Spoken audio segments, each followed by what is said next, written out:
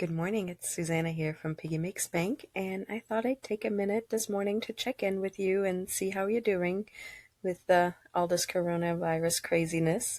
I know life has changed quite dramatically for a lot of us, and I don't know about you, but for the first few days, I have really struggled to get anything done. To be honest, I'm still having a hard time. Not nearly as productive as I was a week, 2 weeks, 3 weeks ago before all this really started taking off. But I'm starting to get back into the swing of things, and I noticed a couple of things that have helped me. So I thought I'd record a quick video to share a few of those with you. So this is about how to get stuff done when you're distracted, which we all are, by, say, something like a pandemic. Just still unbelievable to me. I mean, I saw it coming, but still. So, what is distracting us right now? Aside from obviously the pandemic in general, but a lot of it has to do with the news. I don't know about you, but I find it hard to tune them out. I feel like I need to know what's going on. It gives me a little bit of a sense of control. Not that I have any control over the outcome, but at least I need to know what's going on to make sure I can keep myself and my loved ones safe. Of course, there's social media. It's about what everyone talks about, at least the social media I chose to follow, and maybe in part that was intentional. Then, of course, there's fear. I don't know about you, but this has me scared. I'm scared of getting sick. I'm scared of bringing it into my home and getting my husband and my daughter sick. I'm scared what this will do to the elderly loved ones in our family, what this will do to my parents, to my husband's parents, aunts and uncles, people we love that are immunocompromised. Um, Fear is a big deal right now, and we got to find a way to deal with that. And then there is loved ones checking in with us. I don't know about you, but my mom has been calling a whole lot more. We've been talking more with our in-laws. Friends are checking in, which is wonderful. And I wouldn't trade it for anything, but it is a distraction. It pulls you out of the project you're working on. Maybe you found the little peace and quiet and got into the flow of working on something, and your phone rings, your messenger pops up. And this is not a time where I choose to ignore somebody that's calling me to check in. Again, trying to alleviate that fear and continuing to keep that sense of community up. A lot of us have a spouse suddenly working from home who wasn't there. I'm assuming a lot of you are working from home. If you're not, maybe you working from home and not having that office that you used to have where you could shut your door, or the routine you had going to work. All of that is different. If not, maybe it's different for your spouse and they're struggling with finding their new normal. And then, of course, for a lot of us, the children are home from school. Most of us don't homeschool. I don't homeschool. I suddenly have my teenager here at home, which I love. I'm so happy she's safe. She's home. But of course, that brings another layer of destruction. And I can't even imagine what it would be like with having all of a sudden 3, 4 little ones all around underfoot. And I'm sure you can probably add quite a bit to this list. Your situation is different from mine. All of our lives have changed, and each of our situations is individual. So I'm just sharing with you what worked for me. Might be totally different for you. Take what you can from this. Maybe even if none of it works for you particularly, maybe it'll spark an idea for something that can help you get through the next few weeks and months. So what can we do? Taking action is very empowering. And the first few days, once I got through my initial preparation for this, I didn't take action. I let fear paralyze me, and that was not a good place to be. The other thing that's important to remember is to give yourself some grace, and that's the stage where I'm at right now. I'm still giving myself some grace and some slack, and not expecting to be as productive as I was before. It will slowly ramp up. We'll all adjust. We'll get used to this. We'll get through this. It's important to keep that front of mind. This is temporary. We're not going to be stuck in our houses forever. We're not going to be kept from going to work, from meeting our friends indefinitely. We just got to get through this, and we will, which is important to remind.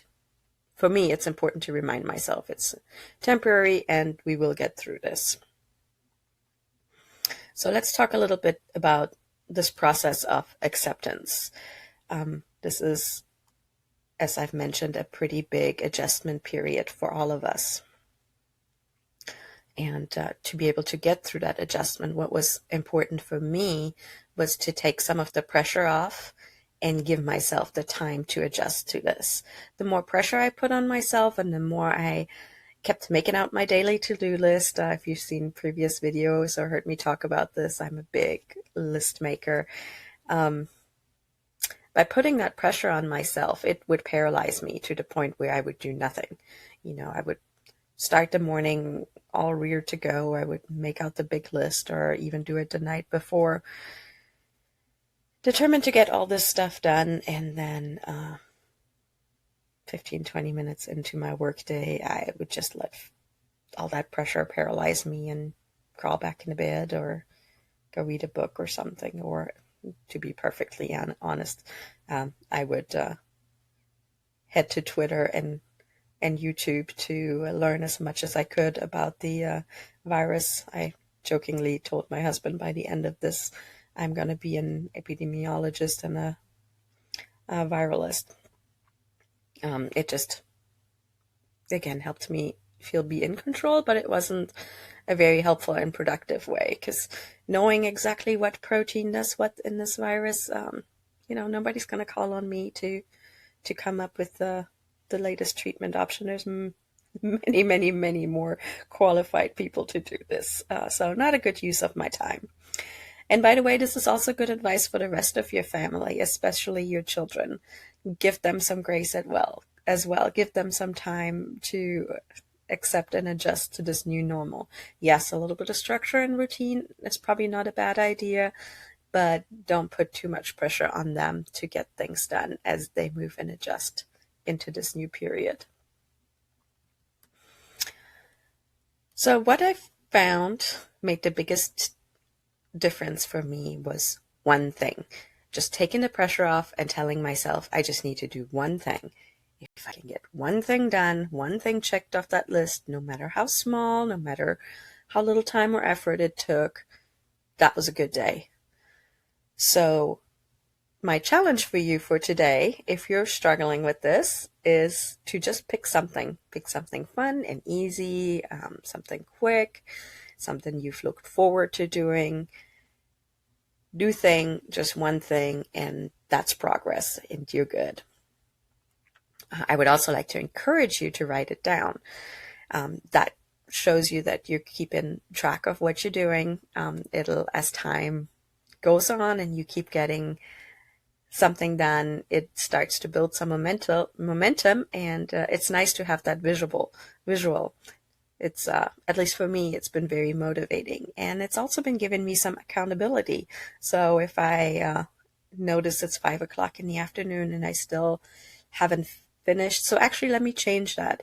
Finish one thing, because that's the other thing I noticed, that I would start a million things and actually do a fair bit of work, but nothing would ever get finished.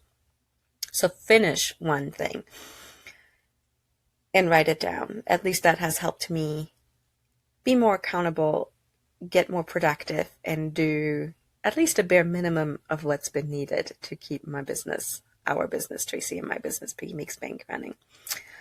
And then you do the same thing. I just challenge myself to finish one other thing tomorrow, and then over the course of the days, it's become 2 things and maybe 3 things, and that's why recording this video for you, making a slide presentation and everything was one of my things for today.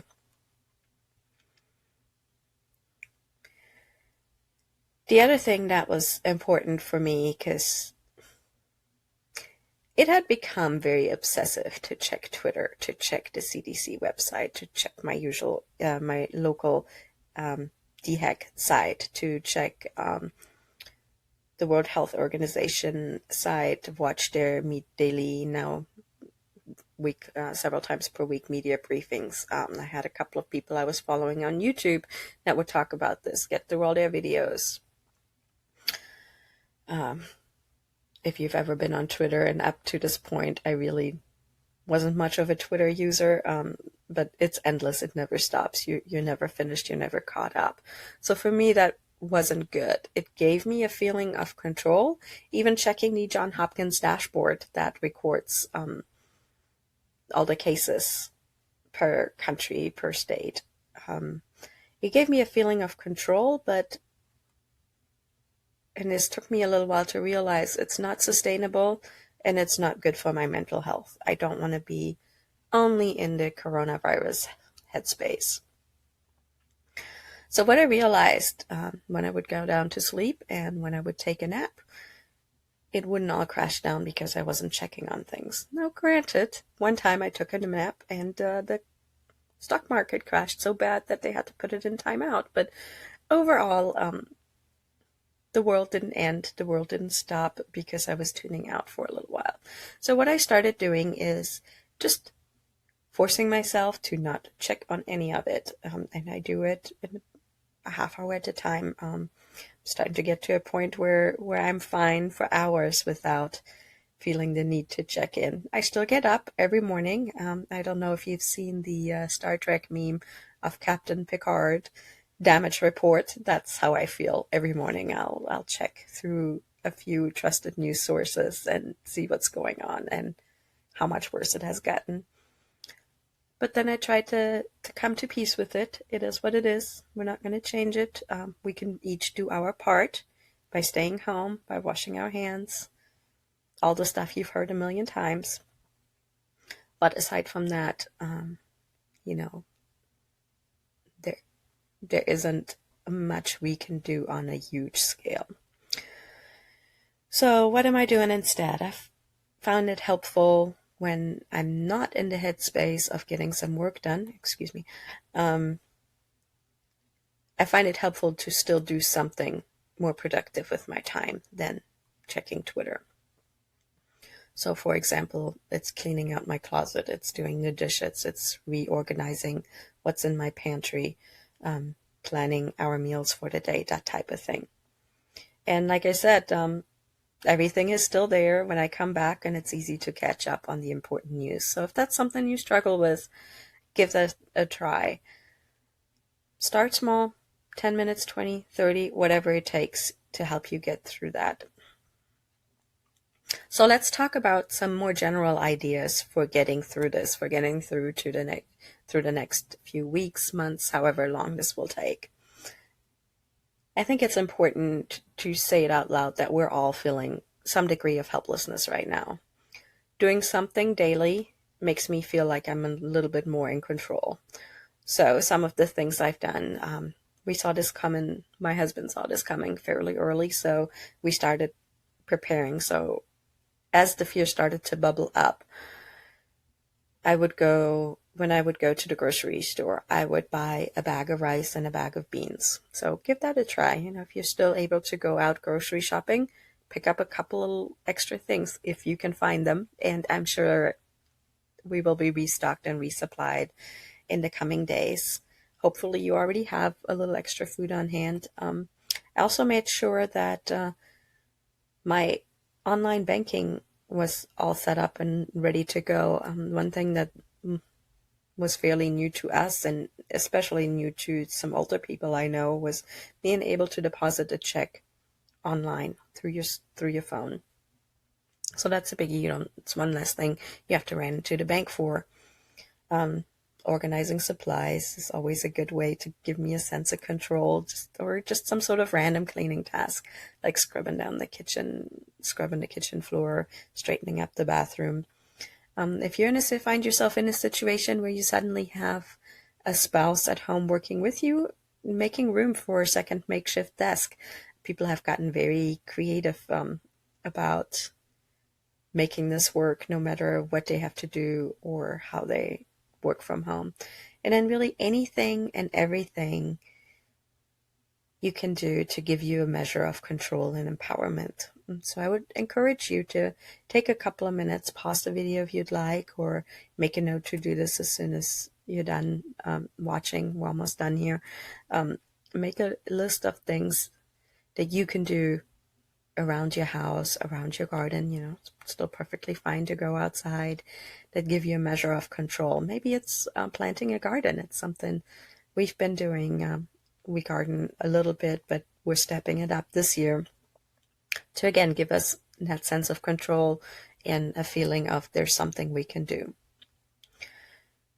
I think it's also important during this time of high anxiety and fear to be very proactive about making sure we relax. I know that is easier said than done, but right now it is so important for your brain and your mental health. Once I made relaxing and self-care a priority, I felt like my brain was working again. I was able to concentrate on a work task for more than 5-10 minutes at a time. Now's the time to be a little bit selfish. It's a fine line there. We're living in more close quarters. We're spending a lot more time with our loved ones in our household, which is wonderful, but it can also be a source of stress, depending on your situation. So, you don't want to be, you want to make sure you still support and encourage your loved ones, but it's okay to also be a little bit selfish. Go lock yourself into the bedroom for an hour to read. Grab a tablet, your phone, or sit in front of the TV and binge watch your favorite TV show. And it's okay to do that if it helps you come back and be a better parent, be a better partner. Whatever it takes to help us get through this. And escape, I think, is very important. At least it is for me, to give my brain that rest and that sense of normalcy. So don't feel bad about reading a trashy novel. Watch a movie, binge your favorite TV show, paint, craft, whatever it is that gives you joy and helps you relax. Make sure you make some time for that every day. We all have a whole lot more time on our hands, so use it wisely. And use it to give your brain and your nervous system some much needed rest. You will feel better, and it will help you be a lot more productive in the long run.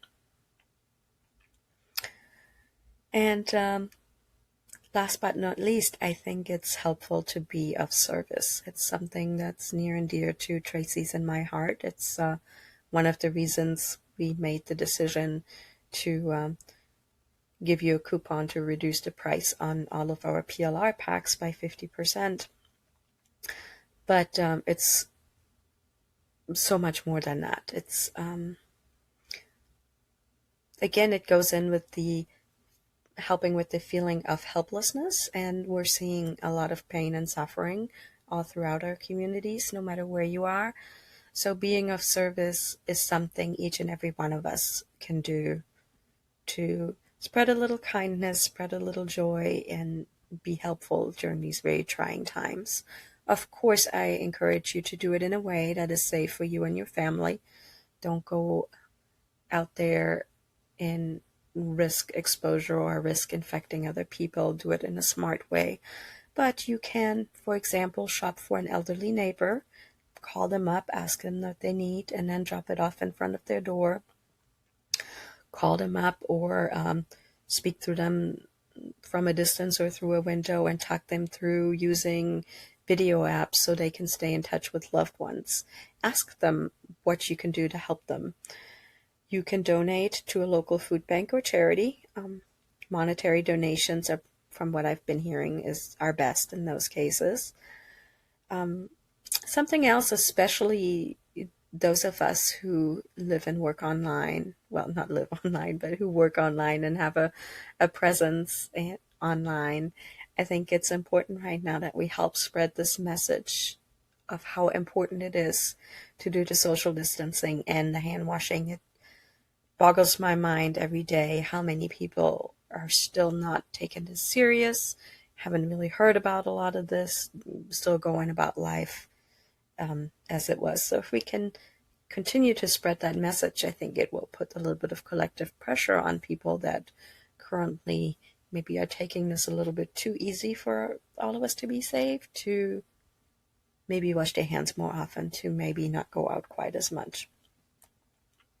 And then, like we have done, you might choose to leverage your business to be of service to others. It now is a great time to put out more training, which is something we're going to be doing, to offer something for free to help your fellow online marketers or whatever niche you're in out. And that will create some goodwill and keep your business going, which will keep food on your table and help continue to keep the economy going. If you are subscribed to Cindy Bedar's newsletter, she had a great email out yesterday about how important it is to still continue to work on our businesses, to continue to create products and launch products, because we are one of the few sectors that can continue to carry us through this economy, keep our economy going, and carry us through this time when too many businesses are being are shutting down, are going to be in big trouble. People are getting unemployed and that type of thing. So this is something Tracy and I plan on doing. We'll talk more about this in the coming weeks. But sharing something of value with your audience will make you feel good and help you make a difference. And we are committed to doing our part to help empower you and give you the tools you need to make that happen. So that's it from me for today. I hope this helped you and gave you some ideas of things you can do to continue to be productive, or get back to being productive like I am during this trying time. So that's it from me. Stay safe, stay healthy, and we'll talk to you soon.